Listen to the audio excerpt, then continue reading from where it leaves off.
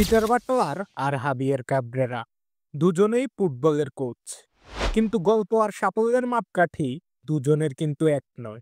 Peter Butler 2014 সালে দায়িত্ব নিলেন বতসোয়ানার জাতীয় দলের।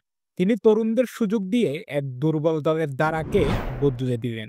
2016 সালের কোসাফা কাপের ফাইনালে নিয়ে গেলেন দলটাকে, আর এফকনে খেলানোর মাধ্যমে বতসোয়ানাকে ফুটবলের মানচিত্রে তুলে আনলেন। ফিফা র্যাঙ্কিংয়ে বতসোয়ানাকে 86 নম্বরে পৌঁছে দিয়ে দেখালেন কিভাবে সঠিক নেতৃত্ব আর কঠোর পরিশ্রম দেশের ফুটবলকে বদলে দিতে পারে। অন্যদিকে হ্যাভিয়ের ক্যাব্রেরা স্পেন থেকে শুরু করে ভারতের গোয়া যুব দল, বাংলাদেশের জাতীয় দল বিভিন্ন জায়গায় কাজ করেছেন, কিন্তু তার সাফল্য এখনো পিটার বাটলারের মতো ব্যাপক নয়। ফুটবল মাঠে সাফল্য আসে শুধু কোচের নাম বা পরিচয় দিয়ে নয়, সাফল্য আসে কাজের ফলাফল দিয়ে।